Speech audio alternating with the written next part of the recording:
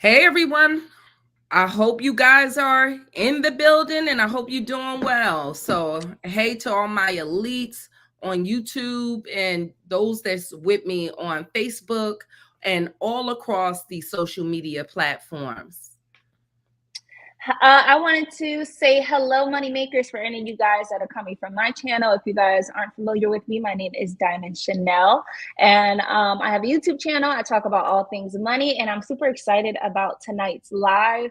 I know we were MIA last week, so we're excited to get back to it tonight, and we have so much to talk about. We have some really great guests that is going to have a wealth of knowledge on our topics for tonight. If you guys could let us know where you are tuning in from, that would be great.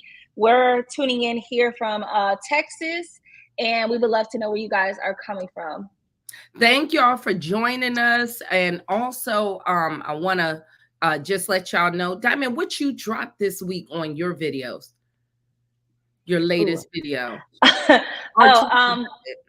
Yeah, so I the last couple of videos I've had, if you guys are looking for any type of remote work, I know there's still a lot of people that are looking for remote jobs, but remote jobs have become a lot more sparse than they were before. But I continuously drop different ways to make money. So I have one video that's 12 remote jobs that you can do without having to talk on the phone. So these are not customer service, because I know a lot of people don't like customer service. I have 14 remote jobs that you can do without talking on the phone. And truthfully, I forgot the last video I dropped. But if you guys are ever looking for ways to make money, you guys can definitely follow my channel, and I'm going to leave the link here in the chat for you. And also this week I dropped a video on how to make $2,000 in 48 hours. I'm going to drop that for you guys. Thank y'all from coming in from Virginia. I see you, Chesapeake in the house, Florida, everyone, Alabama. I see Birmingham and Chicago. The reason why I want y'all to check that out, now a lot of people having problems with their credit because they need to make money. A lot of people don't really have a credit problem. You got a cash flow problem. So just like with our guest tonight that we're bringing on, we're trying to, our objective is to open up your mind. Not just only if you're here with Diamond Channel talking about making money, but also pair it up with credit, because a lot of you guys can get much further in life if you start not just thinking on a consumer base, but on a business base. So we're trying to introduce ideas to you to maybe do a paradigm shift, because a lot of people credit, they have struggles, they have debt because they just don't have enough cash flow. And right. I talk about it all the time. I never met a person that just said one day, you know what? I'm just going to jack up my credit. No, they had an issue. Either they lost a job, they got sick, something. So our guests tonight are also business owners, and they are just not just sitting here telling you about things. They are clients themselves. They had personal experiences. They had struggles, and they're Gloria and Marvin Smith, and they're going to talk about how you can increase your credit score. We'll be talking about tonight, and leverage that to get business credit, you guys. So I want to bring them in on the stage tonight, and you guys welcome them, sit back and get their information that they have to give. They also have a YouTube channel, and we're going to leave that information for you guys to follow them, because they've been in this business over a decade. And so we're bringing to the stage Mr. and Mrs. Smith. I don't know, y'all knew about that movie back in the day. Right. Gloria and Marvin Smith. How Hello, are you? hello. How y'all doing? Wonderful. How are you? Awesome. Great. Amazing. Now we wanted to want you guys to really let the audience know about your backstory. And Okay. everybody, as y'all come in, do us a favor and just hit the like button wherever you are. Give us Yes, a thumbs please. up, please, tonight. And they're going to tell y'all about their origin story and how they got here. Yeah, so I started out in construction, 19 years old, straight out of high school, started my first business. Yes. And that was kind of the journey of with me with business credit. My first bookkeeper taught me about Dun and Bradstreet in 1993. I mean, it's before the internet. So I had to walk in and do all these applications. But I stayed in construction for about 10 years. I ended up losing my business. I broke up with my partner. Like everything bad that could happen, like you said, I didn't just go looking for bad credit. Stuff started happening. And and it was the first time in my life one of my employees had an accident in my truck, accidentally killed somebody. I mean, it was bad. Geez. Like when I say bad, everything that could have happened.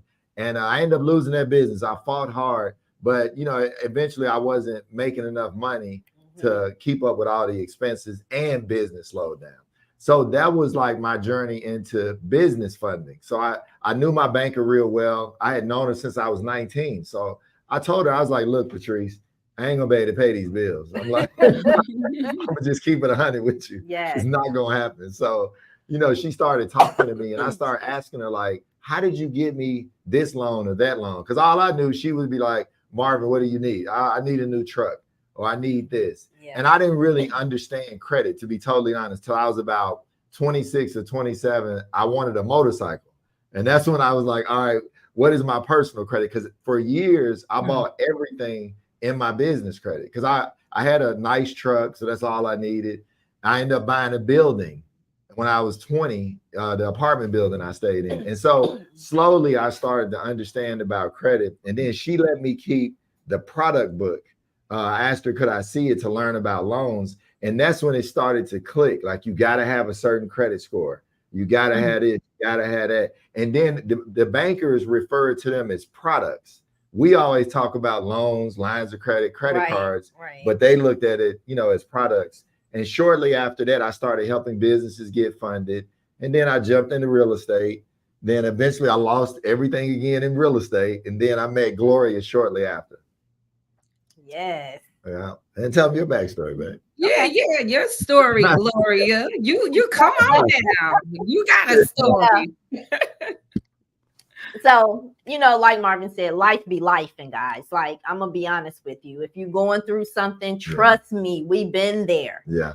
So I started off, I came from corporate America. I used to work at Ford, General Motors, and Yamaha. I was a manager there. And I took all of these classes, and, you know, it's like, you think I was like, okay, I need to be a business owner. You know, it was in my blood. I was born to be a business owner. So I started reading the book, The Purpose Driven Life, got on this path, left corporate America to fulfill my dreams. Okay, because I came from management, I thought that qualified me. I have a degree that qualifies me to be able to run a business, which that necessarily does not qualify you. I'm like, okay, they paid all this money for me to take all of these classes, you know, so I'm qualified to be a business owner because I can manage people.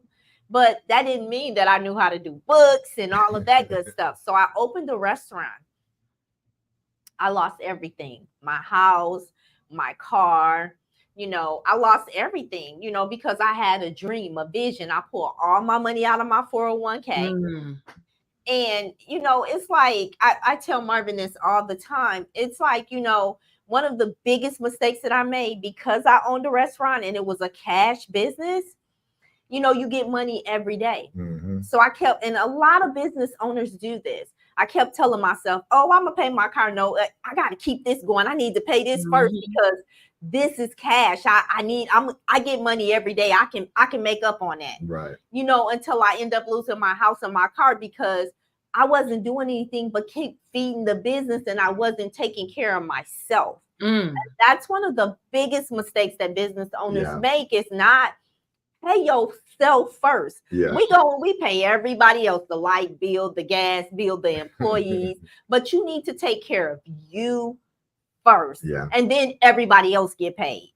And whatever come up short, it come up short, but I'm going to get paid first. Yeah. You know, because I lost everything not paying myself first. And then I met my amazing husband and I had like 3 restaurants. So, you know, if you're listening to this, it's okay to fail because there's no success without failure. We have to fail to succeed. Yeah. So, you know, I had to fail a couple of times and bump my head until I got it right. And now we have an amazing restaurant.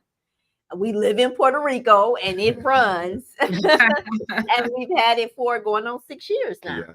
Yeah. So congratulations. And it's you said something really powerful that I think a lot of business owners and just a lot of people in general don't understand when you're starting in business. I made that mistake myself. A lot of us just pull our own cash, you know, we throw our own cash into things, and it makes it so much harder because you don't have working capital. And one of the things that I'm trying to get people to see, you don't have to make the same mistakes I made. You know what I'm saying? Anybody. Because when you're working in your own personal name, I found that really quick in real estate, there's a glass ceiling that you can work in your own personal name. Yes. You need to leverage business credit, and you want to leverage business credit while your credit is good. And definitely. Credit is an avenue and a tool to keep your credit good. And so it was like, it's like now a light bulb going off, you know, and it's one of those things that I know you guys are passionate about. And people really need to know this, especially for those who are business owners. Diamond, do you have anything to add and chime in? Well, I actually wanted to ask a question. I wanted to ask, you know, as we're transitioning into the topic about business credit, like you said, there's a lot of pitfalls when it comes to entrepreneurship. And like Gloria said, you might think that you want to be a business owner and then you get in it and you're like, wait, the things that I thought made me like, you know, entrepreneurial, I need to go back to the drawing board. So my question to Marvin and Gloria would be, if you guys could break it down, maybe in like a 3 to 5 step process, what is the first thing that people need to do before they even start a business and start considering business credit? Well, the one thing I love to say to anybody is write your goals down.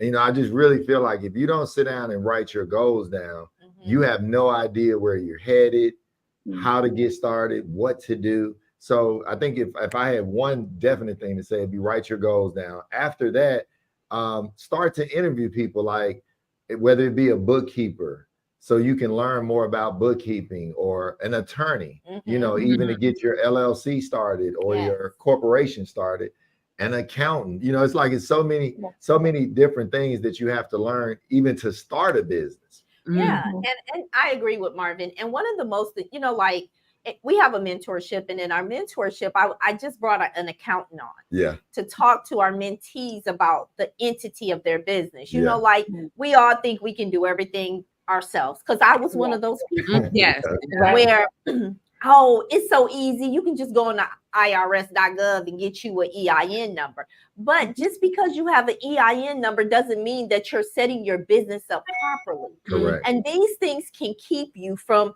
getting those $50,000 or $100,000 loans, you know? So it's really important that you talk to somebody about how you set it up. You know, we have these goals and these dreams of how we want to be an entrepreneur, and we think it's so easy, because I was one of those people, and it's really not. It's, you know, you need to do the research on what business that you're trying to go into, do a lot of reading. You know, like Marvin and I, we do a lot of reading, because that's the only way that you're going to scale your business, you know, and get you an expert, get you a coach or a mentor. There's, you know, I didn't start scaling until I actually got a mentor and a coach in my business. You know, it's like, why do I need to, I need to speak to somebody who already accomplish where I'm trying to go. Or made the mistakes. Or made the mistakes. You know what I'm saying? Give me that roadmap. Yeah. So I don't make those mistakes, you know? And if I would say those three things, like goals, start to interview a team, business plan, and then like Gloria said, really think about the structure before you actually set it up. We hear all these things on YouTube, Instagram. Oh, set up an LLC, but what type of LLC? Is it an S corp? Is it an S corp? Is C it corp? Yeah, all of that, even before you start the business, is super important, because like the credit account we had on the other day, he said something so powerful. He was like, you can start off with a certain structure in the beginning because you're a business making 6 figures, let's say that. But when you go to 7 figures and up, you may need to change that structure for taxes. Yeah. And depending on the type of business and the size of the business. So I do know it's another thing I feel like where y'all are talking about kind of in the same, like the early 2000s, where I started. And we didn't have the benefit of this information. Oh, and man. One thing I can tell people, because I do get it. I see a lot of people, or I watch some lives, and people say where you guys are, and y'all know Mr. Smith, Corey was on. And when you got people that's really like my brother Mike said, keep it moving. People actually grow beyond and they can see different things that a person who's on a 9-to-5 maybe can't. And this is why I love this new generation of gig economy. I think the gig economy for people could be a baby step of learning business, because there's a lot of people that they have what they call side hustles. But it can be a real profitable business. Yes. They see it that way. And I think, especially I talk to a lot of people on my channel, and I think you guys are really beneficial to maybe speak to that, because a lot of what people call just side hustle, I need some extra cash, could be your ticket off of that 9-to-5. So can you guys speak to that? Because I know you guys coach people in that expansion on that point. Yeah, you're right about that. I want to say maybe about 30-40% of the people we coach are doing side hustles. Like we have one lady in particular, she's starting a paint and sip, like the art thing. Yes. So she came to us wanting to do I think like travel bags for women. And I was, Gloria and I, we took her through the beginning of our mentorship. And I said, have you ever thought about paint and sip? I said, you're an artist, obviously. And she was like, well, yeah, my girlfriends ask me to do it all the time. So kind of like to what you're saying, it's something she already loves to do. And that's what makes a business easier, is when you love to do it. Most definitely. And your side hustle can become your main hustle. Yeah. If you just go ahead and structure it right. We know people who have taken their side hustle and now it's their main hustle, and they're making a lot of money. Yeah, we know two other, the reason why we mentioned it to her, we know 2 other women who are artists who make well over $1 million at home doing paint and sip. Yeah. They send out the products to whoever's going to do the client. And it was so ironic. Gloria did that for her birthday last year with her girlfriends. Yeah. It was like 11 of them.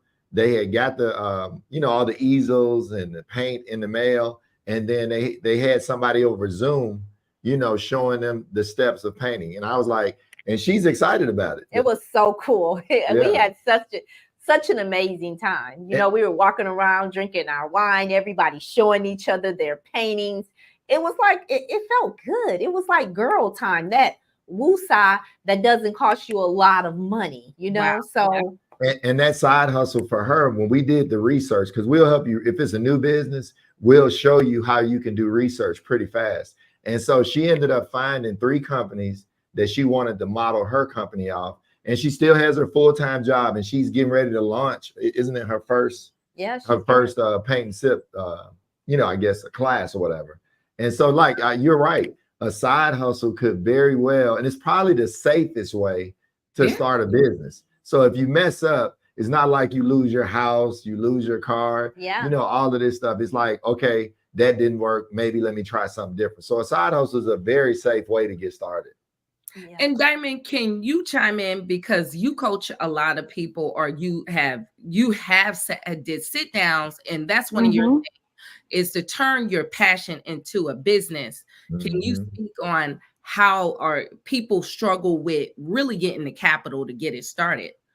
Yeah, for sure. One thing when you're out and about, which is really cool about what Marvin and Gloria said, when you're out and about and you're like enjoying these different things, you see a lot of business opportunities out there that a lot of people might not even realize that they're in.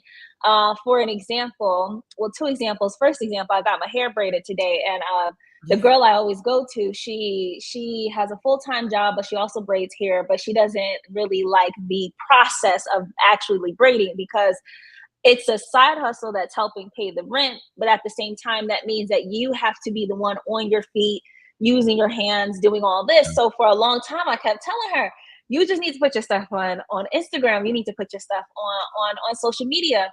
And so she was a bit reluctant, and she finally started doing it. And she started to realize that her videos started to blow up when she would do, thank you guys for someone who said my hair looks nice. Her videos would start to blow up when she did the tutorials. And so I asked her, I said, I see that your videos are doing really well, but I noticed it's the tutorials. I was like, do you think is it people on your social media page that wants to learn how to braid hair? Are these beauticians? Are these people looking to do it themselves? But just by her posting that content, people start coming into her DMs saying, hey, can you do a class on how you do your braids so neat? Can you do a class on this? And it's from other people that are already doing hair that want to know how to do hair better. So I said, you need to get, while you have someone like me in your seat, turn your camera on. You could be doing a whole webinar right now. And there you can make, let's say you have 20 people in a class, and let's say you're charging $100 per person or something like that to do this class. Plus you have somebody in your seat. You're making multiple streams of income at that same time from this one side hustle. And the goal is not to be an employee in your own business, but to find different ways to make your money kind of work for you, and to have multiplication in your side hustles. Another example is I did a cooking class with a young lady who was doing it out of her house. She has this beautiful house, and then she had these portable stoves or whatever like that I saw you could find on Amazon. And she would play music. There was complimentary drinks, and she showed me how to cook steak and all of this stuff and a dessert. And I told her, are you on social media? And she like, I know I gotta do it. But being on social media isn't about being an influencer. And we were talking about this earlier. It's about letting people know that you're there, that you exist, and that you have something to offer, and that people can pay you for it. And it doesn't matter what it is. So, just using your passions, your talents, your experiences, anything like that, and finding different ways to multiply it through digital products, through so many different things. And then it's not even like, let's say with the young lady with cooking, she could get more people in a class, which would give her more money. But then she could turn around and tell somebody else, this is how I started this business at my home, And so there's so many different ways. And I really love the fact that social media and the internet in general has opened up a different avenue for us to make more money in such an easier way. Yes. Ooh, I wish, like Sherry said, I wish we had this in the early 2000s. Early 2000s, and what we all are in is media. And I think y'all don't, and that's why I want you guys here, because people don't understand just doing social media is a thing that open you up to business credit. Like, people don't understand that if you have a solid credit score, 680 and up, you look responsible on your profile, there is money. Easily you can get 50,000. Like, I don't think people know that the bag that you can get, you leverage your personal credit. And one thing Corey said, and I just liked him, he said, because his book was Credit is for Poor People. And I didn't understand that. But what he was saying is, you with Poor people, you don't have anything but your name. Right. Your name can make you not be poor if you leverage your name. And this is what we're saying about business credit and what we learn to know. You don't have to bootstrap your dream. Yes. If you have good personal credit, you can become a millionaire. And Marvin, you can speak to this on how and actually have mentor people to get access to millions. Yes. That's by a strong personal credit profile. Yes. So, and I just want to touch on one last thing for you to speak on that. One thing I love what you said is products.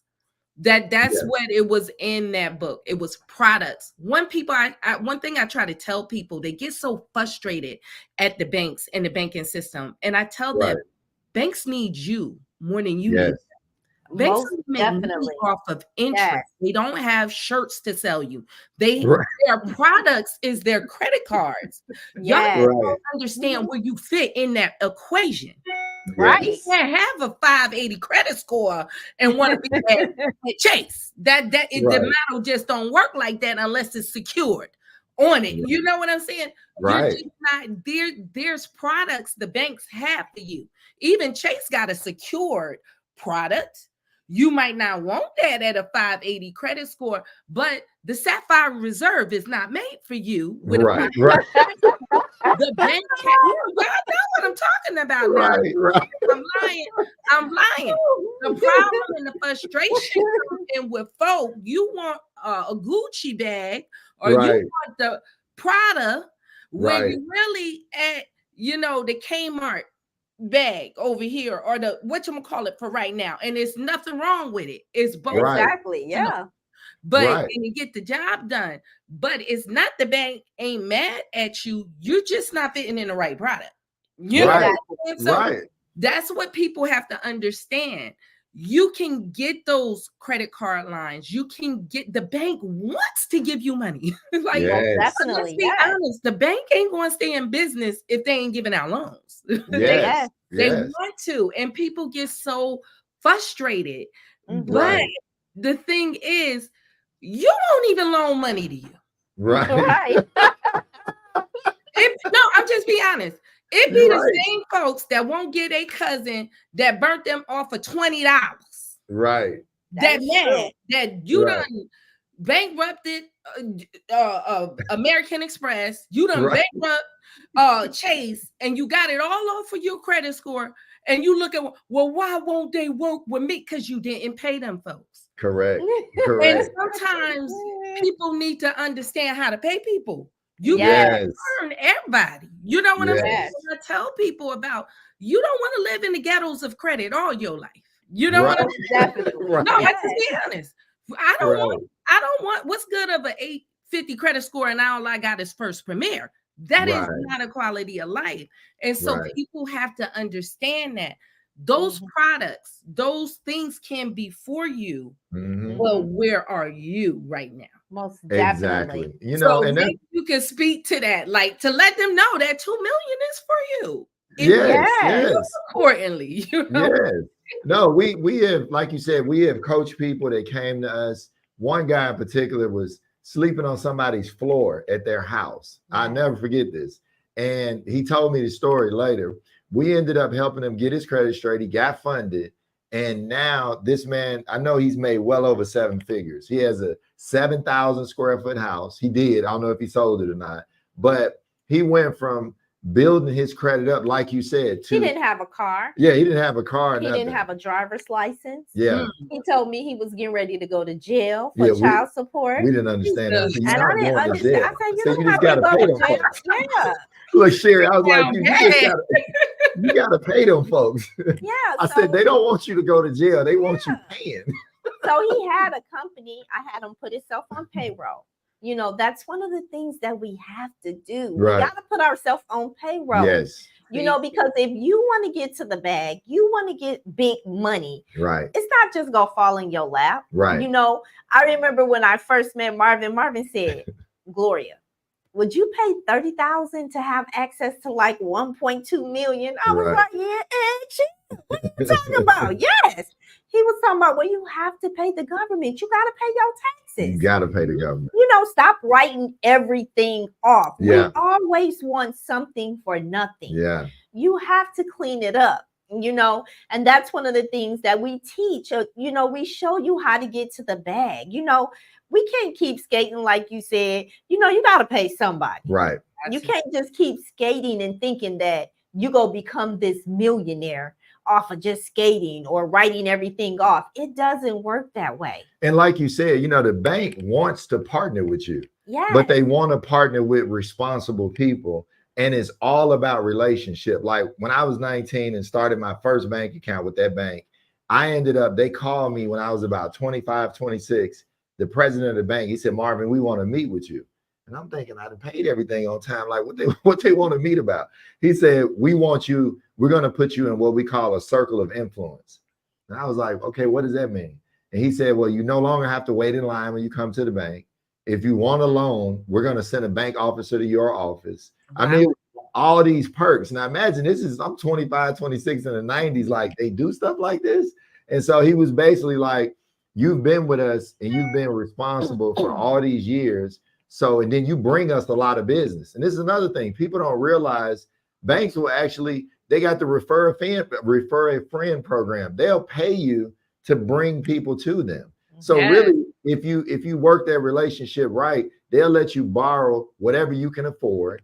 And, you know, they'll treat you different as you establish that relationship. And that's what we teach a lot in our mentorship. A lot of people want to go to, well, I heard about Chase. I heard about Navy. I heard about this. I said, no, we're not doing that. You know, we are not going all over the place at once. I said, we're going to go to one place, you know, get things done, and then see how many products we can get at that one place. While you trying to get all this one card you heard about at all these banks, you may be able to get several products at one bank. And then like what you said, Sherry, a lot of people don't understand what they really need.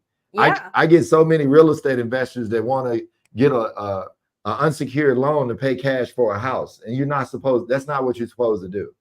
You know, you got to find out what products the bank has. First, tell them what you're trying to do, because they have all kinds of products that you can, you know, get. There's products that you wouldn't even think. Exactly. Yeah.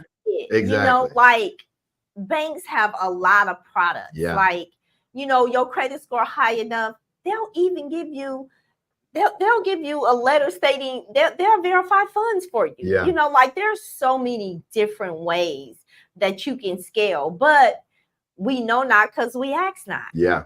You know, you have to get the information. Like, you know, I'm so big, Sherry, on getting in the room. Yeah. You know, Marvin and I, we get in a lot of mentorships. Like, we don't just offer a mentorship. We have mentors too. Yeah. You know, we pay for mentorships. We get in the room because that's important. You know, people need to be around like-minded people. Yeah. You know, if I'm the smartest person in the room, I'm in the wrong room. Right. And I want to follow up on that. That's how we met. This is how And I think a lot of people, and this is why we do this platform, just to speak to even with what you're saying, Marvin, about paying taxes. Yeah. It happened with a lot of business owners by starting off out of their pocket. They're so cash strapped. And this is why I want to bring this information to all you guys. You don't have to be cash strapped. If you're starting off with a solid personal credit profile where you're getting the money and you're not really paying out of your pocket, then you have working capital. And then it gives you that breathing room where you can set up those things. Like you said, Gloria, you can start from the door by getting an accountant, getting certain systems, hiring people, and operating your business at the same time. And so with you guys, like, you know, one thing the core is about with the bank, always learn to start to understand the bank is just looking at you as a risk. It's just like if you got that, we all got that cousin in our family. Right. That you know they don't pay nobody back. No, I'm Yeah. just saying, because a lot of people get so bitter, I hear, at the banks. But Right. certain They things do. they won't do that themselves. Like they don't Right. understand. The bank want to be paid back. Just Yes. like you want to be paid back. So Yes. we all know we have a relative in our family that Right. is known not to pay anybody back. Yeah. We know they're not employed right now, Right. and I'm just doing it. I'm not trying to down people, but to understand Yeah. this is how the banks look Oh, at it. definitely. You Right. know, we know that person. You know that person is not employed at this current moment in time. Mhm. Right. You know they're going through a hard time, Mhm. and they want. Well, let me hold $2,000. You want to be Right. like, because I might not can give you. All I can give you is 20 right now. You know what I'm saying? And so this Right. is what's happening with your credit cards. This Right. is what happened because what's going on, the banks only trust you as far as the last bank trusts you. People Ooh, that's don't it. do that. They That's don't it. get why I keep getting these small credit cards because you haven't worked the relationship you got with that current bank to get that $5,000 credit card. There you go. See, once they see certain bank cards and certain relationships reporting on your credit profile, if you got that real estate on reporting on that credit profile, they know you done been through the fire. Right. Right. You know what I mean? They already know, you know, like Right. Yeah. certain things. So what I try to tell people is not a lot about the credit score. Right. It's about how you set up your profile. You Yeah, know, like that's these true. things hold merit. So think about it. And that's why I tell them, think about that person in your family. We have those cousins in our family. We know so-and-so doing their thing over there. You know, Right. so-and-so had businesses or this or that. Like my daddy is one of them people. Right. Ain't never been broke. On Diamond, you know, Papa ain't never been broke. You Right. know what I'm saying? My father always been that kind of person, got some cash in his mind. So if he asks, hey, can I hold this? I'm going to give this back. Not Right. only have I never known him not to have the money to pay it back, but he also has certain assets that you don't give me my money back coming after this. Right. So this is the same thing as the bank look at y'all too. Yes. Yes. Yeah. So when you have a home, you know what the bank know? They be, take this. You know what the bank know? I got some collateral to go after because people don't understand that LexisNexis, all of that working in the background told the bank how much you purchased that property for. Yes. And how much the value is right now and how much I can get back. So a lot of people really, I don't think they understand that. They they don't look like at the bank as a business. They look at things personally. And that's what as the landlord, I used to have to tell people why I can't have my pit because your pit don't make me no money. Your pit is just liable to bite the baby downstairs and cost me money. And I had to explain it like that. See, you looking at it as you live here. I look at it as a business. Yes. So there's nothing but liability from me. There's no win from me. You know, and so a lot of people have to look at it like that. Because if they can approach it like that, if you don't go to a date when y'all was dating, just my baby mama after me. You don't do all that. You know what I'm saying? I ran up her credit card. Did you sit down with Gloria? I ran up my baby mama credit card. She left me. I keyed her card. Gloria would have been doing this. Right. Accident. Y'all, you know what I'm saying? You know, you're right. You got to know how to talk to the banks. Yes. Y'all put on y'all best clothes. Yes. We put on them Skims and fake lashes. Y'all know how to show up. Right. I tell people the same thing. Show up with the bank the same way. Yes. Yeah. And you know, we say that a lot, like, let your documentation dominate the conversation. Like, imagine walking in there with a business plan instead of, hey man, I want to do this. and I want to add this. No, don't do all that. Like, we want to prepare you in our mentorship to have a business plan, because when you walk in there and now you got paperwork, they look at you totally different. Because imagine they probably see, you know, who knows how many people during the day asking for a business loan, trying to explain it. But if you take your time and sit down and write a business plan, you work with Sherry on your credit score, you get them numbers up. Now, when you go to the bank, it's a totally different conversation.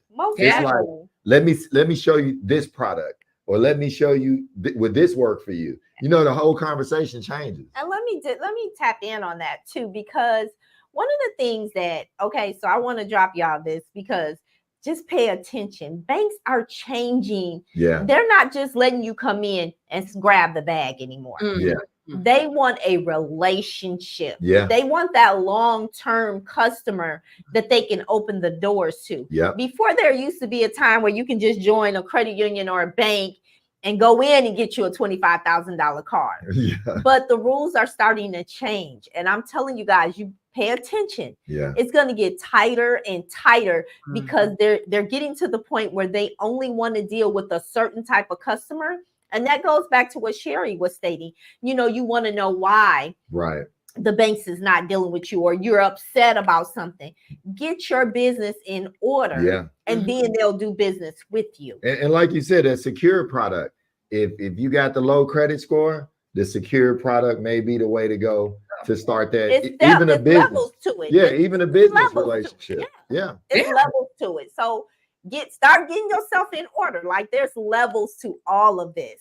And there's nothing wrong if you went through a bad time in life, because life has been lifing with all of us. We all go through something in life, whether, like Sherry said, it's a divorce, or you got sick, you lost your job. Right. Something. You know, something may have happened to cause you to get off track, or to, you know, you maybe missed some payments. Get yourself back on track, pay the bills, repair your credit, take responsibility, because that's where it starts first. It starts with you, because it's your credit, is your responsibility. And if you want to change your situation, start by fixing your credit, because it's going to open all the doors that you needed to open for you. Yeah. And like, Sherry, I think you and I had this conversation last week. It's like, even sometimes if you're in a startup business, you may have to do a personal loan in order to help you get into business loans or business credit. And that may happen. Then you got to learn the bureaus, like how we know the bureaus for our personal credit, but now you got to learn the bureaus for business credit. You know, you got Experian Business, you got Equifax Business, you got SBFE, Credit Safe. I mean, it's a Dun & Bradstreet. I mean, it's totally different stuff PayNet. PayNet. I mean, it's totally different for what you're trying to do or what you're trying to buy. Like, we had a client a couple of days ago. She wanted to get a truck, and she wouldn't ask the lenders which bureau they looked at. I said, it's okay before you apply to ask them. Every lender may not be the lender for you just because you heard it on Instagram or TikTok. It may be you have to ask them, hey, what bureau do you pull if I want to buy this type of vehicle? Let's keep it real. So Marvin told her right off the bat, he was like, you're dealing with a broker. I think I'm dealing with the bank. Marvin was like, no. The questions that I just asked you and you told me, you're dealing with a broker. Yeah. So she calls him on the phone, and he was a broker. A broker. Yeah. She asked him. I said, ask him, is he a broker? I said, a bank wouldn't respond like that. She started telling me what he was saying. And I said, that's not a bank. I said, stop dealing with brokers and go straight to the source, especially if you got the business credit score and you have a personal credit score. There's no reason to go to a broker. You can go to and people always ask me this, well, what's the best bank? What's the best credit union? I say the one that's close to your house. Or the one you're doing business with. The one that you're already doing business with. Yeah. Now, my question, even for a lot of people, if they're starting off, I don't think people understand sometimes too the name. Like your name, because I have been a customer with Bank of America, but a particular business I had, they told me no to the no. Right. And it was because it has allude to real estate in the name. Sometimes you do, before y'all launch out, you know, just start a name, maybe talking to somebody with some experience. Yes. Yes. Before you invest. Like sometimes if you're already, you know, in trucking or something like that, Yes. that's a little different. You're Right. in there, you're making money. But if you're starting off as a new business, before you Yeah. in that time, Mhm. really talk to somebody on the advice on the name Yes. and industry and where you're going to build that relationship, because Yes. different banks specialize in different things too, Most like definitely. different relationships. Some banks are just not going to deal with some industries. Right. Right. Bank of America don't really seem to want to work with real estate investors right now. And sometimes it could be, you know, the ebbs and flows of what they're going, you know, with Yeah. Some of them are just high risk industry. Some Yeah. some they're of them just don't Yeah. you know what they want. But talking to like professionals like before you start up Yes. is sometimes like y'all say that mentorship on how you can set up. You Yeah. know? And if anybody wants a free consultation, we offer free business strategy calls before you get into our mentorship. Like we had a guy today. Matter of fact, today, Yeah. he set a call with us. He's in real estate. His credit was like 670, I think 690, 700 on one bureau. He had some negatives, but I've seen enough credit profiles so I knew where to take him. And he couldn't believe it. We were on the phone. I told him, all What right. to do. Yeah, I told him what to do. He got $30,000 within about an hour. He couldn't believe it. He was like going crazy. Yeah. And you know, that's the part I love more than anything. Yeah. When a business owner's kind of got his back against the wall. Because what do we do most of the time? We always go looking for money when we need it. There What you we got to do is start going to look for money when we don't need it. I know Most definitely. we probably never have many of those times in life, but Yeah. it's like that's the honest truth. You got to appear that you don't need the money. That's when the bank wants to give it to you. But luckily, he had a bureau that was still clean. But the score was pretty high. We got him the 30,000. He's in our mentorship, and he was. When I say this man is so happy, he couldn't believe it. And like you said, you know, speaking to the high risk industries, you have to realize, like, especially when it comes to real estate, you should really concentrate on small banks and credit unions. Like we put too much trust in the big banks. Yeah. Like lately, Gloria and I have been going to banks I've never heard of, and it's because a lot of times we always want the Chase, the American Express. It's more for ego than anything. Like keeping it real. and it's like these little banks. I never forget the first time I got approved for $250,000. It was from a bank I had never heard of. I accidentally walked in there. It was like a guy had gave me a check. I didn't know if he really had it. So I was like, I'm gonna take it to his bank. And luckily, that same bank I started a relationship with. Wow. Yeah. Wow. So don't always put your trust. And that's what we teach our students. Stop always looking for Amex and Chase. You might be right around the block from getting $200,000, $300,000 from a bank close to your home. Most definitely. I'm going to give you my address. Me and Diamond. Diamond, how much you want? Right. Right. Right. 150,000. We got to give Marvin our address so we can pay. Yeah, because you know sometimes you look over that stuff and it may be literally right around you. And I see a few small banks. I mean, you know, because we don't live far about. It's just a bunch of small banks. Yeah, it's a lot of small banks around here. Yeah. And I was like, it's a lot of small little banks. And so what you're saying, the dollars and the gems could be in those small banks. That was a really good tip. That was a good tip. Yeah. Like the first time it happened, Sherry and Don, y'all put some dollar signs in the chat. Right. If y'all to go and get a bag from a small. Yeah, I'm telling you, the first time it happened, I'll never believe it. I didn't believe it because I met the president. He just so happened to be there. Obama was it? No. I met the president of the bank. No. I'm saying I met the president of the bank. And I'm saying it was shocking because you're not going to meet the president of Amex or the president of Chase or the president of Bank of America, but you can at a small bank meet the decision maker. Most definitely. You know, I mean, that's what happened. It was so weird to me because he said, Marvin, I want to go out and see your real estate. We literally jumped in his car one day and went out and looked at my investment property. Wow. And that was the first time I got approved for such a large amount. So I was like, cool, I'm gonna go to 12 more. So I went but I didn't do it. But I didn't do it all at once. I didn't do it all at once. Let me ride with y'all. Right.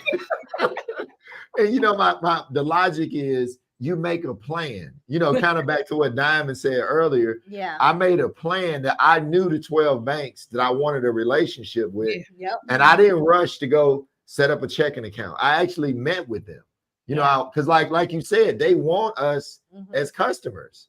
So it's kind of like, instead of us always going to the bank like, oh Lordy, I hope I get approved. Help me, please. Help me, please. Right. You got to go in there With confidence. with confidence. Yeah. No. Yeah. You got that credit profile right. You go in there with your paperwork and no. Remember the small bank in Georgia where we lived at? Remember that story? Yeah. They came. We went in to open up an account. Very small bank. That's when Marvin changed my mindset, and he was like, you know what? We need to go be a part of this bank over here. Little bitty bank. That little bank. And he said, yes. He said they have all the money. Yeah. So we go in, they look at us like, the lady had boxes and she was like, how can I help you? And I was like, I guess she was moving some stuff to the storage. Yeah. And I was like, well, we're going to open an account. She was like, well, you have to have a 680 to be able to open up an account here. And kept walking like we didn't have it. Yeah, Marvin was like, excuse me, where's the application? So we went from, being rude to us to, Mr. and Mrs. Smith, can I help you? Can I help you? And do you need a Coke? When I started depositing money every week in the bank, they be like, Gloria, Mr. Smith. It was like, they got real cool with us after that. It was like, after we start putting money and they start seeing our, they were able to see our credit score, because this particular bank, if you don't have at least a 680, you couldn't get in. Right. So after we started doing that, everything changed. It was like Mr. and Mrs. Smith, and And to your point, Sherry, that little bitty bank in the area we lived in, they did all the major real estate Wow. Deals that were going on. I mean, like hospitals, office buildings. They did all the major development. They put that hospital right down. Yeah. And that's why I was telling Gloria, like, when people are looking for real estate, we're able to show them in our mentorship, like, you're going to the wrong banks asking for the wrong products. We got some bangers too. Diamond, what you doing on Tuesday? We getting in the car together. We gonna in Louise. We gonna be like, set it off. But we we hitting up all the small banks. Right. Yeah. You be Jada. Let's go. Right. I'm telling y'all, we got some bangers, and the wonderful thing about us is that we have direct relationships now. And we have so many banks that we have direct relationships with, until they're gonna call us and tell us, hey, I looked at Miss Sherry's file, and she needs blah blah blah blah blah.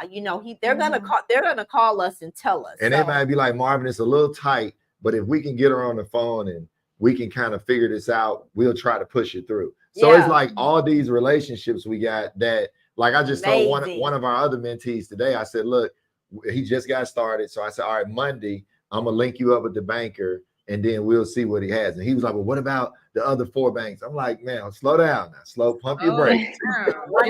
Pump your brakes now. Let's get this first one. Oh my God. Yes. But it does feel like that, because I know when I started getting that business, and that's why I try to reiterate, if y'all got good credit scores, it could really be that easy. Yes. It can work. Direction, and you will. I know his excitement. You do have to slow yourself down. Yes. If you're not a rational person, and this is where with Marvin, you do want, once you have this money, because me and you talked about it. Yeah. You need a plan. You know Yes. what I mean? 'Cause Definitely. that's Yes. another Most part people definitely. don't understand. You got to make this money work for you because, Yes. like me and you was talking, Yeah. you can get that 2 million, and that's what he was like. You was telling we get that. You can get the 2 million, but you got to start paying it back once you get the 2. Yes. Mhm. You Yeah. know, so that's the part that people that Yeah. I see now, and why the banks are tightening up. People Yeah. want to get the bag, but Right. they didn't That's have true. a plan. That's You know Right. what I'm saying? And they're Right. right back, or they mess it up. And Yes. so you really want to have a strategy on Yeah. where you're going. A And, serious, and like Diamond said too, you know, use social media. We do that as a part of our mentorship too. We tell them use social media because Yes. this is how you're gonna bring in more sales. And I got a similar story to Diamond. Right in the beginning of COVID, I wanted to go get my hair cut at the barbershop. You know, guys in the barbershop. I'm like, babe, I gotta go to the barbershop. So I go to the barbershop. He got paper all over the windows. I'm like, bro, what are you doing? Man, the health department, they tripping if anybody come in here. You know, all of this. So I said, look, man, I said, well, you put on a mask. I'm going to put on a mask, put some gloves on. Go ahead, show them on social media. I said, go live, clean everything, and then start cutting my hair. Blew up. Business blew up. He ended up doubling the size of his barbershop. And now he has a selfie stick above so he can get, you know, He has the light. He over has the you. light Yeah, he over can him. show you cutting his hair over you, and he's got one on the mirror in front. I mean, his barbershop is doing real well. So And like, he's part of the reason why we kind of have a mentorship, because yeah, we helped him scale. I couldn't stand him at first. You yeah, know, he's right they're in there our plaza. in our plaza. And it was like, I was like, why he's so rude all the time? But then when I got to know him, and Marvin would coach him every single day. Marvin took him under his wing, Yeah, helped him get his credit A1. Like he got an SBA loan. We ended up taking him to the SBA. man, he scaled all the way. Yeah. Like got a trucking company. Yeah, he got a Then trucking he had company. ended up getting tour. He just had multiple streams of income. Yeah, And I am so proud of him. yeah. I am so proud of him. And you can speak to something because you handle a lot of our marketing. And talk about that, because that's a challenge for people who are trying to get business. There's a lot of business that we actually pay for on social media. So that business credit can be an avenue to promote your business and tell them about some of those streams, because Marvin and Gloria, y'all know about that. Advertisements might be, if y'all have capital to do that, and talk about some of the cost-efficient ways, Diamond, for advertising for business. Yeah, well, the first thing is that we want to focus on is definitely organic traffic, because people want to connect with you. They want to know about you. They want to see a face to a business. And that's what any business nowadays, like, people don't want to just purchase from a place. They want to know that people are very heavy on value sharing. And so they want to know that you have the same values as them. So getting on social media, even if you're not showing your face, because I know that's a big thing for people that don't want to show their face for whatever reason. But I tell people, use your voice, because people have to connect to you in some way. And if you're making videos on social media or whatever the case is, and somebody's just scrolling, there needs to be something identifiable about you. So with that being said, once people are able to identify you either by your voice, by your face, or by something that can set you apart from other people, they will purchase anything that you kind of put in front of them, because they want you, they want to understand you. And I think that it's all about, when we go back to the basics of social media, it's all about community and building that community. And I was a witness to that in the chat, where there's people talking to one another in the chat, and they're like, hey, they're sharing information between each other just from us being here on this platform. And there are a lot of people in the chat saying, I'm so glad that I caught this live today, because they're communing with one another. And so just utilizing the internet in that way is really important, because it's about building relationships. Now, going off of that, I wanted to ask Marvin and Gloria a question about relationships in particular, because one thing that's very evident, even as we met them, is that they are great at socializing. They're great at networking. They're like amazing, and especially Gloria. Gloria has this like such a fun personality, and she just connects with everybody immediately. And I wanted to know, how does building those relationships help in business? And is that just something that's a part of your personalities, that you guys are just extroverted, or is that something that you had to kind of learn how to do to put yourself out there? And how has that helped your business overall? And just one thing, audience, I'm about to drop the link. Do y'all mind taking questions? Because it's a lot of questions. I mean, just coming up, because somebody is asking you guys questions. So I just want to let them know, and I'm going to drop the link. Sorry. Okay. Go right ahead. No, to what Diamond was saying. Actually, I know this is gonna sound funny, but I'm very introverted. Yeah. And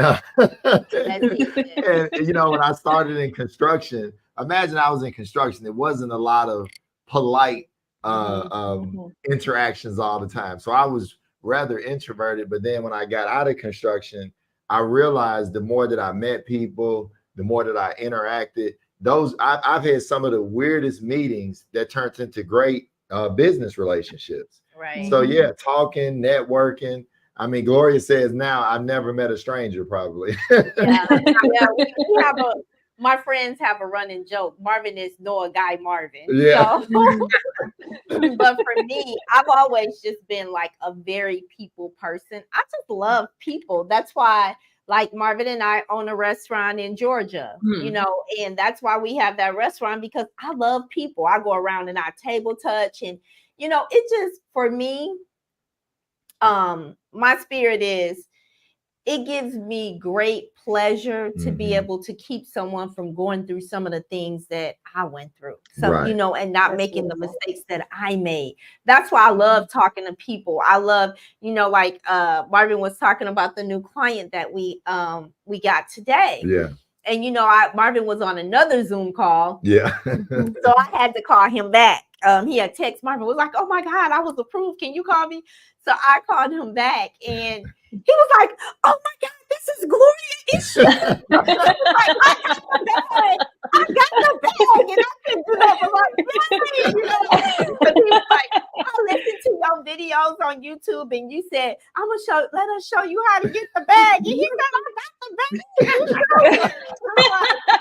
You know, so that's just an amazing feeling. You know what I'm saying? When somebody was like, "I got that bag," and you know, just to be able to light someone else's life up, it's amazing. And it's, for me, it's just the simple things, you know, like when I go to the restaurant and they're like, "Oh my God, the food is just so good," and that makes me feel good, because it makes me, it pushes me to do more. So they're helping me as well to keep that right attitude and to keep pushing, you know? Right. So I love dealing with, when I tell you I love helping people, it makes me so happy. It gives me comfort when I go to bed at night to be able to say, dang, I helped him. He was just like right at the edge of like, oh my God, I need the money to finish this house, and I just don't have it. And okay, well, let us see how we can work this out, you know? Yeah, and he was, you know, and like Gloria said, I love that part as well.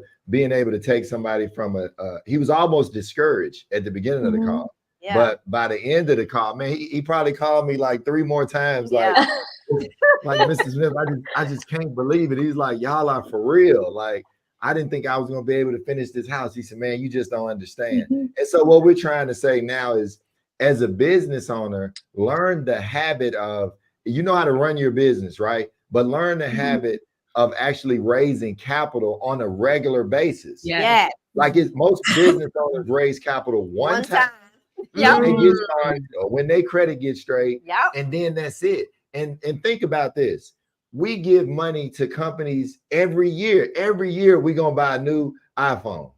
So we're helping those companies raise money. You know, or we playing our Netflix, because baby, I don't miss my Netflix. That's coming out every single month. You know, and when we buy stock, we're helping these companies raise money. So think about your smaller company. You have to keep sitting down every 3 to 6 months and raise look at, capital. okay, what bank are we targeting next? Like you said, Diamond, what we doing Tuesday? Mhm. We going to the little bitty bank.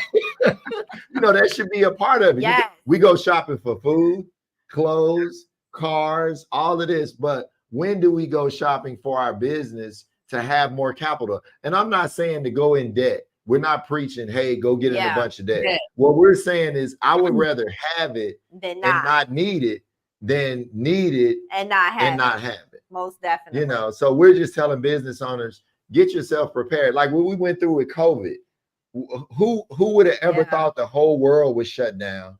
Now everybody knows who the SBA was. At first, people didn't even think about the SBA. You know, and like now you just got to realize that as a business owner, raising capital is a skill set all by itself. Yes. And another thing I just want people to know, and Diamond, then I want you to read those questions. We're going to get to the people questions. A lot of people have a misconception of debt when it comes to business.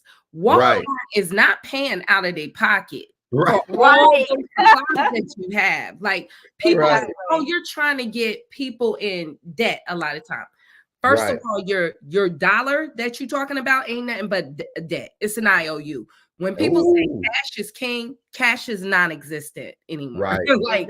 Let's just keep it 100. The reason why your inflation is so high, y'all, because cash ain't king anymore. That's Exactly. right. That's You're better off at this point, sad to say, by growing that credit than having that cash sit in that bank.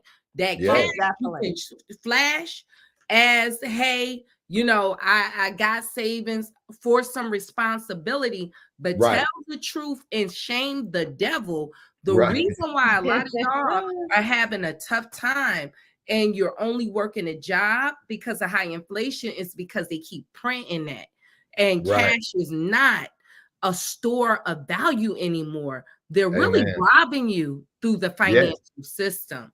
So I just want y'all to really understand businesses. Elon Musk, when he bought Twitter, he didn't go and get cash out the bank. Right. A lot of people don't understand that. He leveraged the assets that he had and he got credit. So that's what keep a lot of people poor.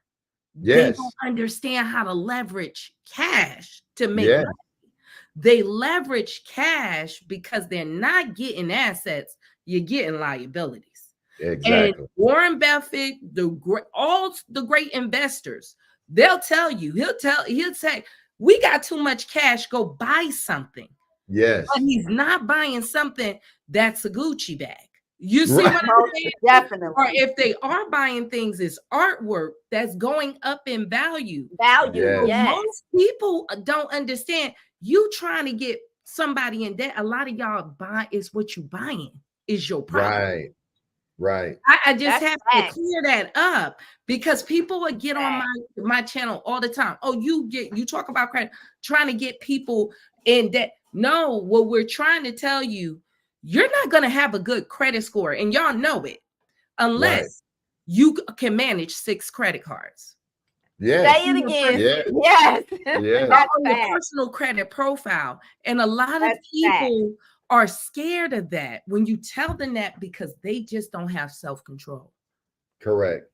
And we have to say this because unless going back to your personal credit profile is set up right, if you don't have a credit card over $5,000, and we're saying on really average credit lines, you can't get to that business credit.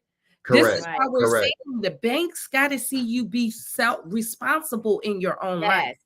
Even the Bible talk about that in Timothy about a pastor.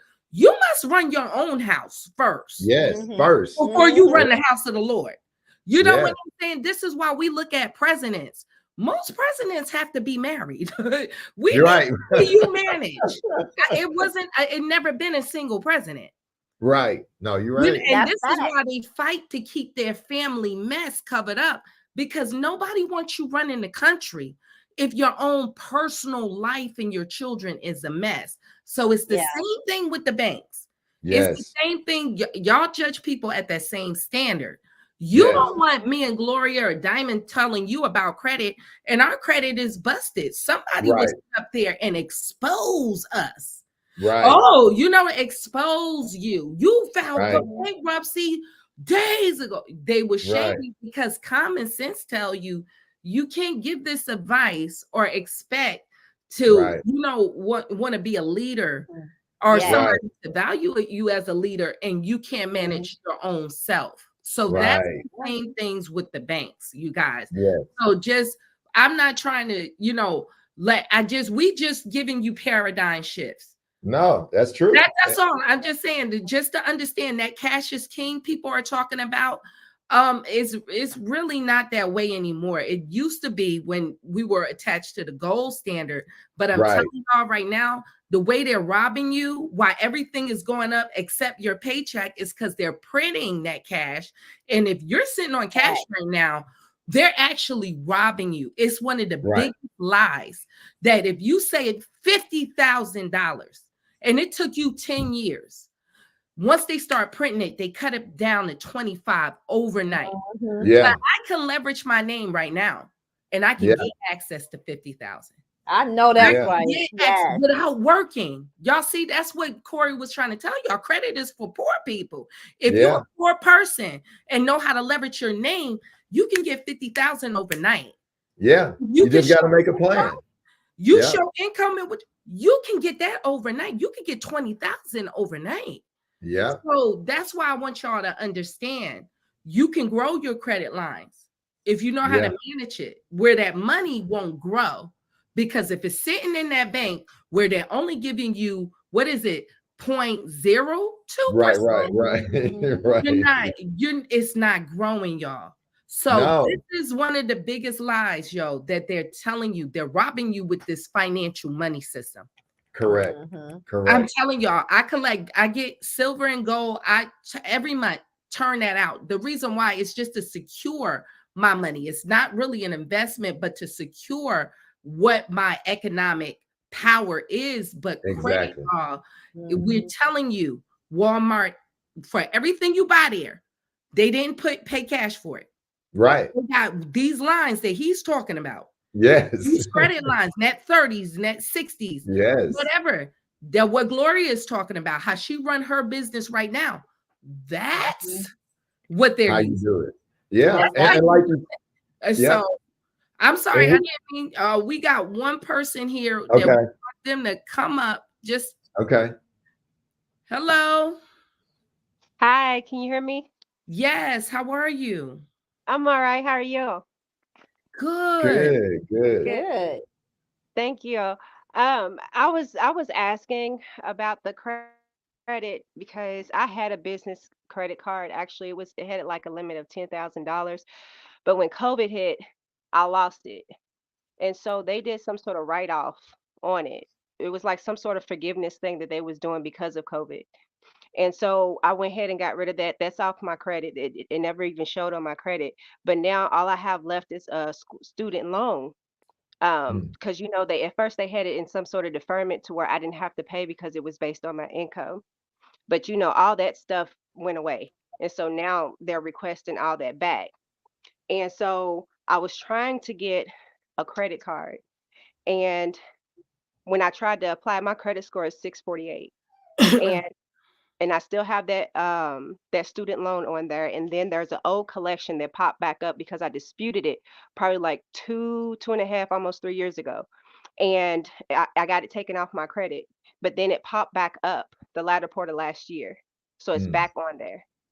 And so that's the only thing that's on my credit. And I tried to apply for a card and I was declined. And I did it through Experian because they had recommended cards. I think it was the Capital One Vintage, and it was another one. Both of them with Capital One, and I was declined for both. And I'm trying to figure out how I can do that because I know about the business credit card because I stumbled upon it by accident. But Mm. yeah, so that's kind of the situation I'm at. So like, do I have to take care of the student loan, or where do I need to start? Um, yeah, you definitely would have to start with the student loan, and you definitely want to work with the collection, because when it comes to business credit, like we were saying, they don't want to see any blemishes like that. You know, they want to see a full like responsibility. And y'all can chime in because y'all definitely know about personal credit. I would suggest student loan rehabilitation. Reach out to them to see what you can do to rehabilitate that student loan, because that's something that's not going to go away unless you're disabled or some kind of student loan forgiveness come in, or if you are qualified for certain programs as being a teacher. But you definitely want to rehabilitate or fresh start program with that student loan, so that can you know take care of that. Far as the collection, you can send a debt validation letter directly to the collection company, and you can also dispute with the credit bureaus that collection. Okay. And one other thing that I wanted to ask you all was about, are you all familiar with the bill of an exchange? Hold on, let me say it correctly. Bill of exchange when it comes to paying off certain debts. Have you all heard of that? Are you all familiar with that? And that's basically, it's basically where you are acting as kind of like a trustee to your own account that that's backed by your social security number. Yeah. I have heard of those concepts, but I myself would probably not. You know, I'm not, I know a lot of people have different. I don't know Gloria and Marvin on y'all take.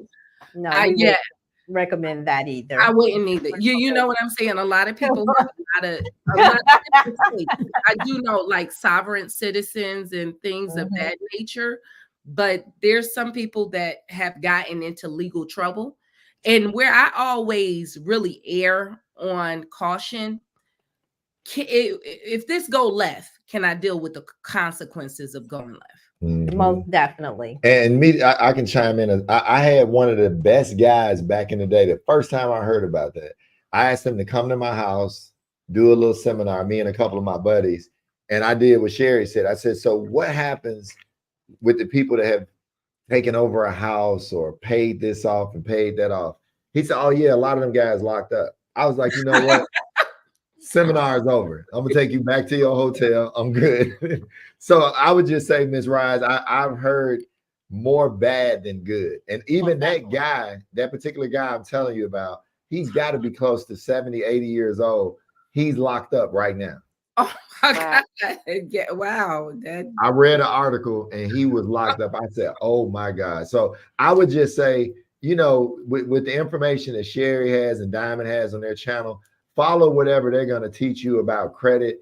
I just don't believe there's any shortcuts in life. Especially when it comes to credit. Yeah, and especially like when you it comes said, to you credit. went like you had to remove the collection and it came back. That tends to happen. Yeah. You know, I would recommend that, you know, you can do the validation letter or you can settle with them because they'll take pennies on the dollar. Yeah, negotiate. I used to have a collection company and I bought, just so you know, FYI, I was buying debt at 6 cents on a dollar. So 6. So imagine if you negotiate hard enough, you may be able to settle that debt for 50% of what it is or 30%. It's all about you negotiating. If you can't pay it, you know, the full amount, which I wouldn't if they wrote it off, I would try my best to negotiate with them to get them to take a much lesser amount. And don't be afraid to say a low number. I just will watch what you're saying on the phone with them. I'll be honest. Listen, baby, if you need that kind of help, come see me. That's all. Just come see me, to be honest, because sometimes you just gotta pay. I'll be honest. You just really gotta not pay them, but I'm saying pay for the help. That's what they were talking about, the mentorship. To pay for the help that you need. I had a collection the other day. I shared with my group, Diamond, with you. It was PenFed Credit. I didn't owe them nothing. I called the original creditor and I knew I didn't owe it. Me and my husband. And they were trying to hit me with this. And if I would have paid it, it would have been on my credit report. I sent Right. a validation letter and I placed a phone call and told her, I wish one of y'all would put this on my credit report because I'm going to sue you for defamation of character. Yeah. So I'm not an advocate of negotiating with them, not a third party. Yeah. I know somebody I understand I do owe, but at the same, token, I would send a debt validation letter. True. And go with those steps. And if you need help, we have the elite credit system and we can help you with that. But that or dispute with the credit bureaus. Yeah. Okay. And at the same time, work on your business credit even while you're going through these steps on your personal credit, because you'll be surprised that the time that you're spending on your personal credit, you could be trying to build up your business credit score with net 30s or net 60s. It may not be the Visa or the MasterCard, but it may buy you some time in your business or give you extra funds in your business as well. But one thing, get a plan, because you said you had a business credit card, but you haven't mentioned a plan on what doing in business. So that was something else we mentioned. Is not just to get a business credit card just to buy regular things with. We're talking about putting that credit to work for you, so you don't have a situation where you can't pay your bills. Because even with your business credit, it's much different than personal credit. That stuff that is not governed by the FCRA. So it can take, things can stay on your business credit profile for 10 years if you're not careful. So what we're saying is you want to do things right. And we're not just bringing you like some other hustle. That's not what we're trying to tell y'all, to do these things to make cash flow. And because of the things that I'm talking about with the government system, I'm sorry, y'all, things are going to get worse. I agree. Definitely. I agree. It's going to be more documentation. It's not like get those credit scores up. And then, one big thing that we see, make sure you deposit all your money in your business banking account. Yeah. We talk to lenders all the time. Can you have a business bank? Right. Come on, Gloria. Now you first have a business. Right. I'm not shaming y'all because we all have been there. Yeah. Yes, a lot of people that are sole proprietorships, you don't even have a business bank account. Yes. Got to get a business bank account. Oh, definitely. And how many people that say, I got my LLC? How long? For 3 years. Have you got a business bank account? Well, no. But it's 3 years old. No, they tracking it on that business bank account when you start. That's how old that business is. You're right. Exactly. The bank rating, the banks, the business credit bureau, especially if you would Chase, Capital One, Citibank, some of those big banks, that's being tracked. Also, definitely. Your bank rating have a lot to do with how much money you get into. So people, that's why they say about mentorship, because it's levels to that side. Yes. And so a lot of people don't even have a business bank account. That's so true. But they say, I got a business. You don't have a business until you have a business bank account. Cash App, Venmo, and PayPal are money transfer accounts. They are not bank accounts. They're not bank accounts, y'all. Yeah. And some of y'all making the money, and this gentleman can get you money, but you just didn't put it and haven't been using a business bank account. Yes. Most definitely. Yes. So that's a big thing. Believe it or not, people don't understand. Diamond, you run across that all the time. People say, I have an LLC, but they haven't paid their fees. They haven't been paying their fees, and they don't have a business. Well, they'll have an LLC and no business plan whatsoever, neither. That never made any sense to me. I was like, so what's the LLC about? I don't know. I haven't figured that out yet. I don't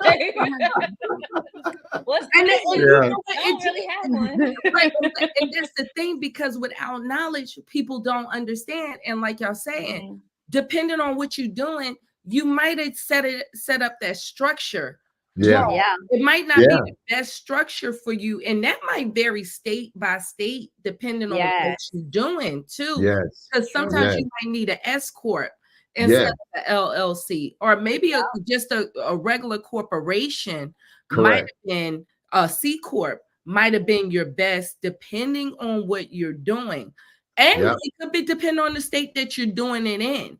Yeah.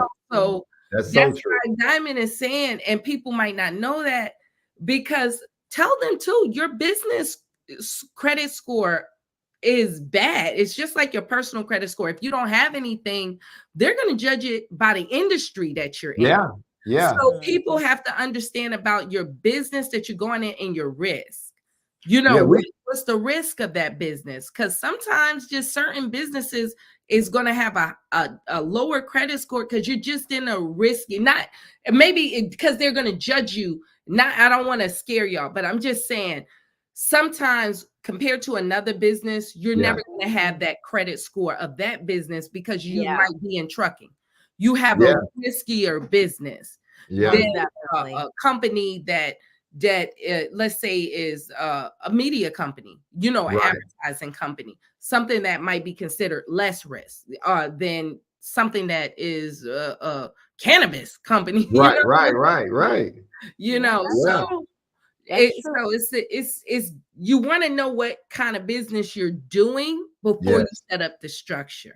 Yes. Most And like you definitely. said, we heard a major bank last week. I haven't verified it, but they said if they go to for a business product, if you don't have an Equifax profile, you won't get their business products. Wow. So like you said, having no credit on the business is just like having bad Bad credit. credit, And that's yeah. why I was giving her the advice, even while you waiting to work on your personal credit, keep Start working on your building. business credit. Yeah. And then don't go start the net 30 accounts that you hear on the internet. Start the net 30 accounts that you will use on a regular basis in your business. Most Because definitely. sometimes people have set up accounts because they heard it on the internet and then they don't use it. And like Sherry said, they're not governed by the FCRA. So those accounts I'm not gonna they help may you. fall off. They may not be there 3 Yeah. months from now if you don't actually use it. Yeah. So, set up net 30s, net 7s, whatever it is in your industry.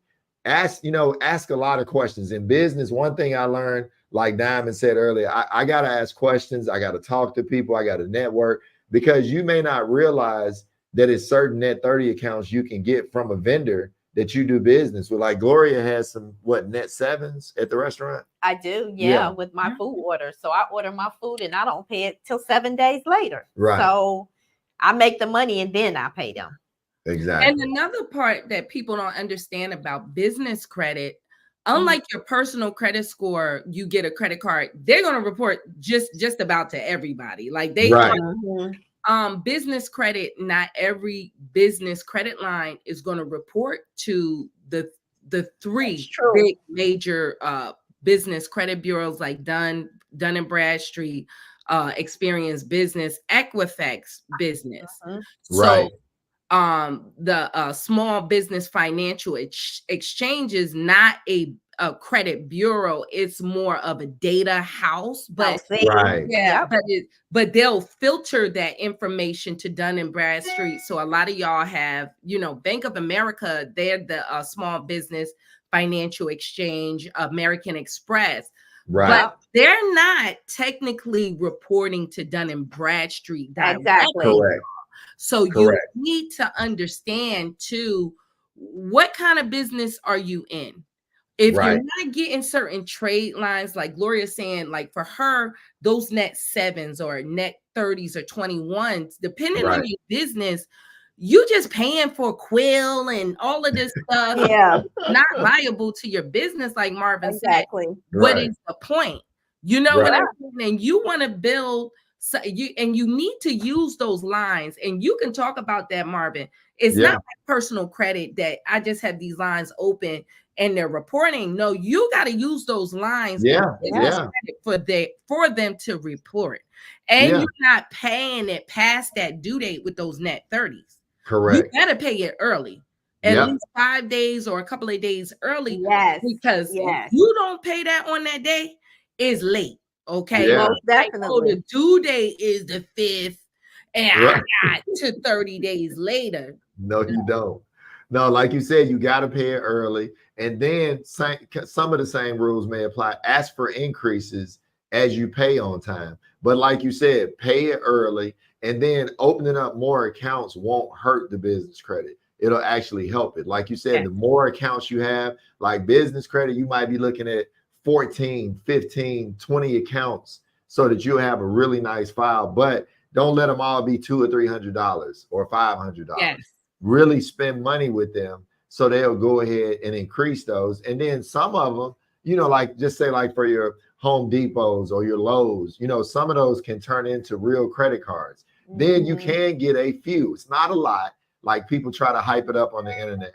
You will get a few with no personal guarantee Yeah. after you have, you know, like an 80 score. Yep. And then I think it's what Sam's Club has one with no personal Yes. guarantee. Mhm. And there's several other banks, but you know, a lot of these banks may do it if you have the income. Yep. So it goes back to what we were saying, like you got to be actually making money too. This is not just to get money to go shopping, Yeah. buy stuff. This is like to continually build your business. And like you said, use those accounts, because I've seen it before. Somebody, they set up accounts and then they got with us there. I said, well, let me see your business credit. We went to go look at it. The accounts they said that they opened were not on their business credit. Credit. Credit. And you got to do work to Yeah. actually get these things to show up. You might have to make some extra Yes, phone calls because there are no laws where it has to show up. Like if you Most buy definitely. you buy a car, that note is going to be on there next month. You ain't got to worry about it. but with business credit, it may not show up. It may or may not show up. Yeah. Or You it know, might and take a while to show up. And yeah, you have exactly. to be patient and know the difference. A Yes. net 30 or net accounts are different. You still can get revolving credit Right. card accounts. Right. So, you know, this is what we're talking about, mentorship too, Yeah. with people to know, because you don't want to jack up your business credit. You do want to plan, because like they said, like we're trying to say, a lot of people gripe about personal credit, but you do have protections.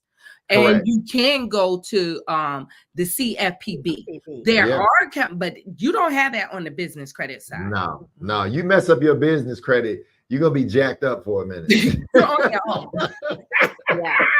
You You on know, your own. So right. that's what we're saying about mentorship, learning, and getting it right. Exactly. So thank you, Miss Rise, for joining us. And Yes. Diamond, I don't want to tie up people time. We want to just answer a couple of questions for the Okay. people in the audience. And if you need our help, you can, join the Elite Credit System. So we thank you for coming on to the stage.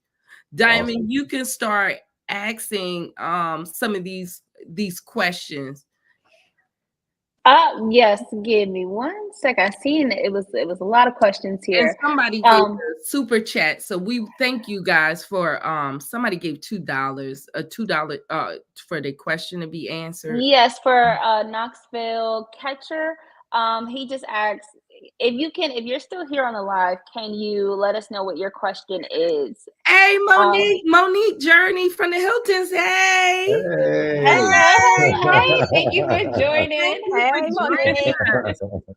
And there was a couple questions about cash flow and earning cash flow, and Monique is definitely a person or a channel that you guys want to follow if you want to talk about earning money. She's to the show. Yeah. Yeah. Hopefully we can get her on one day. Day two. Yes. Someone had a question about medical collections. So they said, I have a medical collection on my credit report. They're adding on money to it every week, which is hurting her credit score. What should she do? I Lisa. Debt validation letter. I always go there, especially when it comes to medical collections, because there's HIPAA laws, guys. Yes. And so Yes. I always try to set them up with a regular smuggler debt validation letter. Let them hit me with a bill. I got a letter in my package that talk about this can violate HIPAA laws, and sometimes they drop off. they'll jump off of that. But the worst case scenario, if y'all don't know, with medical collections under $500, Yes, Yes. $500. Yeah, if you $500. pay them, they can be removed off.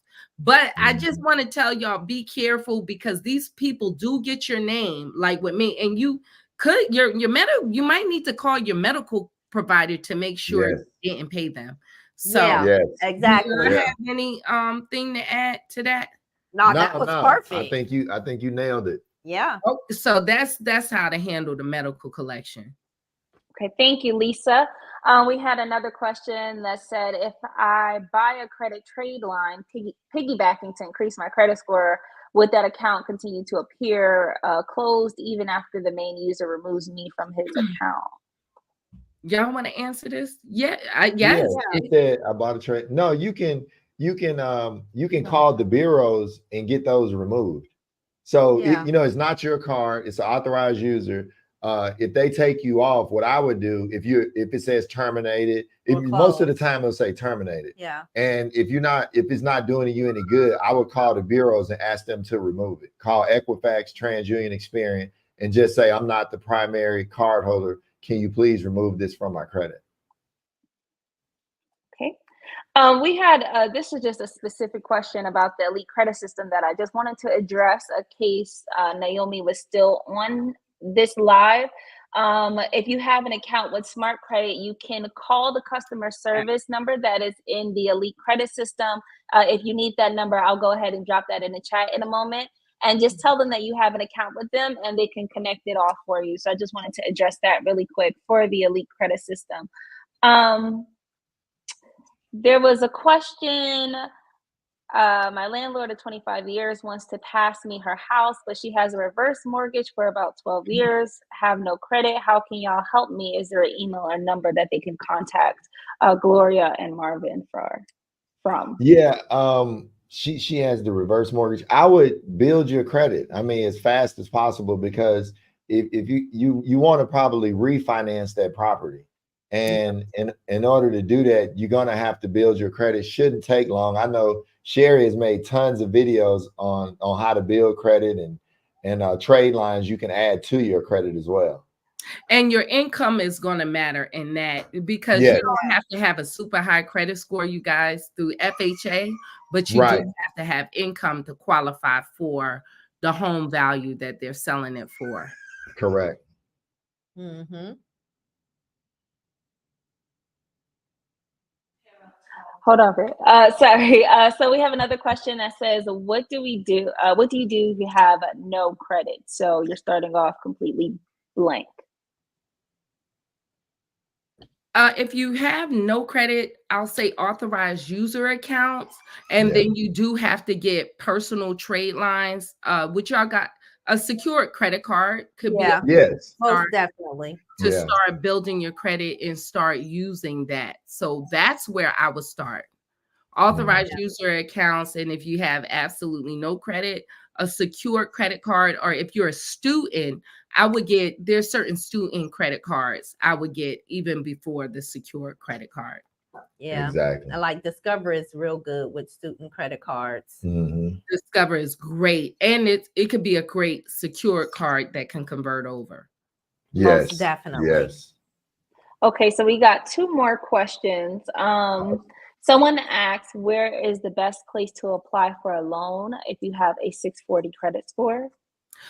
My question is, why is the score 640? Well, that's Right. what we want to know, because if it's 640 and it's a new negative item, that could be a challenge, like a late payment, Yeah. kind of no matter who you're going through. Mhm. But I would need more details on what's your Definitely. current credit score. What would you guys say? No, Yeah, definitely. same. You need more details. It's not all about score. It's what's actually on the credit. Like you said, it could have been a 700 with a new 30-day late or something like that, and that's gonna Currently, get you. late. Yeah. Yeah. So we Yeah. would need, I would definitely need more information to know why. Mm-hmm. From Deborah, she says, while acquiring a business credit, I accumulated way too many inquiries. What is the best approach for removing inquiries? You can dispute them. Right. Inquiries. There's certain ways if they're open to current open accounts, you can't remove them. So that's one thing. But you can dispute them under permissible purpose. You know, they have to prove that it was you that really actually requested for those lines of credit. I mean, for those inquiries on your credit report. So you guys, suggest anything else? Yeah, and I think just take your time. Stop. This is one of those cases where I always say, once you do get them deleted or you wait them out, one of the two, really slow down on, you shouldn't have a bunch of inquiries. You can get a lot of money by, like what Gloria and I are teaching our mentorship, by really going one bank at a time and maximizing the products. I think when people get too many inquiries, you're going to make the banks look at you like, obviously you don't care about relationship. So I think the next time around, the next time you do funding, slow down a little bit and see how many products you can get at one bank, no more than 3 banks. And then another thing is, why was you pulling like that? Right. Were you getting, no, so you know what I'm saying? Were you getting approved? Because normally people would stop. So you have credit issues that you need to address before you start looking for credit. That's the only thing, I would say, because pretty much if you got good credit and you chose the right bank according to their underwriting standards. So sometimes we need to slow down, and like you said, you got to do some research. Yes. Most definitely. Bank, let's say Chase, they got the 524 rule. Yes. A lot of people like, I got an 850 credit score. If you got more than 5 new revolving accounts, they don't care what you got. It's a no.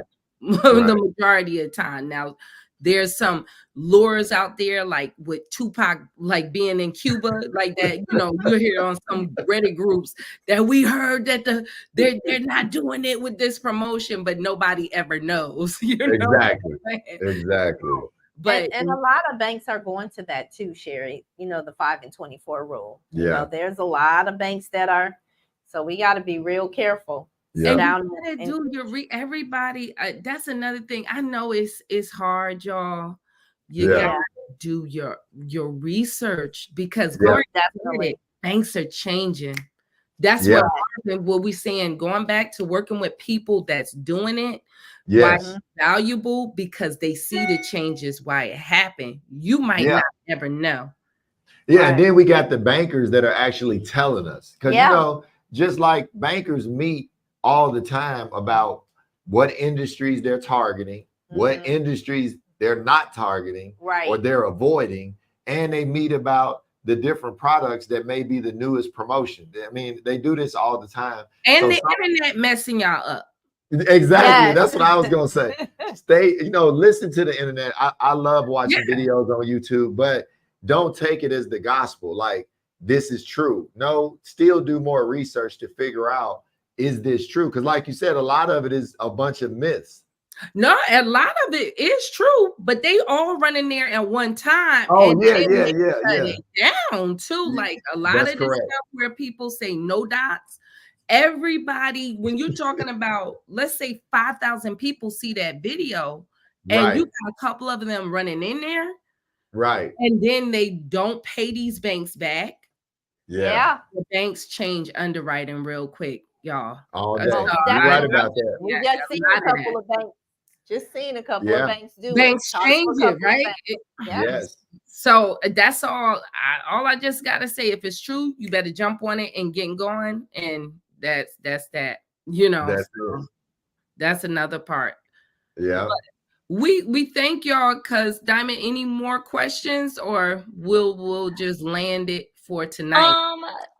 So if you guys want to reach out to Marvin and Gloria, I'm going to leave their links in the chat. And also, me and Sherry are here every week, Saturday at 8 p.m. or 9 p.m. EST. And so we are gonna, have this available as well. As soon as the live ends, you guys will be able to rewatch, or if you guys are coming in late, you can always go back to the video. And I'm also going to have the links in all the descriptions and in the comments sections there. I just wanted to thank Marvin and Gloria for coming Thank and you, for guys. giving such amazing information. And if you guys want to tell the people where they can reach you at, what's the best place to reach you at, and how they can continue following you. Yeah, the best thing to do, like you said, is follow us at Marvin and Gloria Smith. And then we have our links. It's Luxury Credit Secrets. And I'll make sure I give it to Sherry and Diamond. And you guys can set a free business strategy call. We normally spend about 15 minutes with you guys. We'll go over your business, see where you're at, and even see if you're a good fit for the mentorship. And, we'll talk about it once we get you guys on there, hear your plans and what you're trying to do with your business. And don't get me wrong, we love everyone, but everyone can't be in the mentorship. Right. It's not for everybody, okay?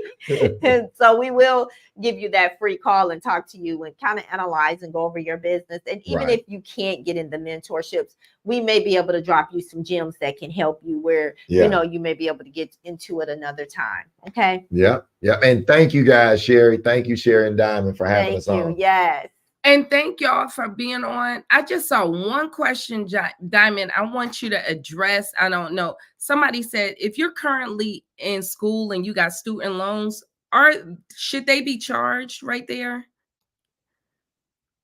Should they be reporting while they're currently the student loan? Yes, they're going to report while you're in school. Okay, but they should report positive though. Not right. They shouldn't report negative. They should report positive. Yeah. They should report. And you guys, student loans are not bad if they're reporting right. positive. That's how I was able to get my first home from the door. They actually really help my credit. As long as they're not reporting negative with late payments, student loans can be positive. Yeah. All right. So just to let y'all know. So thank y'all for coming in. I had you guys this question because I want to just make sure people have a lot of questions and we want to help y'all because we really love y'all as a community and we want to give y'all value. So, and we thank our guests tonight, Marvin and Gloria from Puerto Rico. They out there. And somebody asked, why y'all out there? If y'all don't know, it's a lot of tax breaks being. A lot of tax breaks. No federal nor what? Any state tax out there? It's no state, is it? On the payroll. On the payroll. On the payroll side, but the federal is like 4%.